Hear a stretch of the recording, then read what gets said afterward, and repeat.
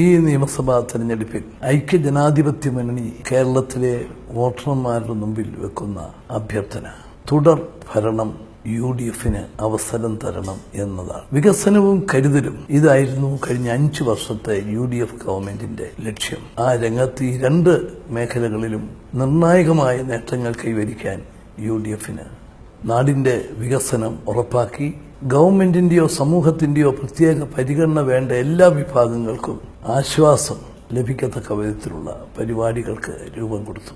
അത് തുടരാൻ ഐക്യ ജനാധിപത്യ മുന്നണിയുടെ സ്ഥാനാർത്ഥികളെ വിജയിപ്പിക്കാൻ നിങ്ങൾ ഓരോരുത്തരും നിങ്ങളുടെ എല്ലാ കഴിവുകളും വിനിയോഗിക്കണം എന്ന് ഞാൻ അഭ്യർത്ഥിക്കുന്നു. യുവജനങ്ങൾക്ക് വേണ്ടി ഈ ഗവൺമെന്റ് ആവിഷ്കരിച്ചിട്ടുള്ള സ്റ്റാർട്ടപ്പ് വില്ലേജും സ്റ്റുഡന്റ് എന്റർപ്രണർഷിപ്പ് പോളിസിയും യുവ സംരംഭകർക്ക് ബഡ്ജറ്റിലെ 1% തുക ഓരോ ഡിപ്പാർട്ട്മെന്റും മാറ്റിവെക്കാനുള്ള തീരുമാനങ്ങളുമെല്ലാം പുതുമ ഉള്ളതും യുവാക്കൾക്ക് വലിയ പ്രതീക്ഷ ഉണർത്തുന്നതുമായിട്ടുള്ളതാണ്. എല്ലാ വിഭാഗം ജനങ്ങൾക്കും പ്രതീക്ഷ നൽകുന്ന പ്രവർത്തന പരിപാടികളുമായി മുന്നേറുന്ന UDF-ന്റെ 140 സ്ഥാനാർത്ഥികൾക്കും നിങ്ങളുടെ എല്ലാവിധ കഴിവുകളും വിനിയോഗിച്ച് വിജയിപ്പിക്കണമെന്ന് വിനീതമായി അഭ്യർത്ഥിക്കുന്നു.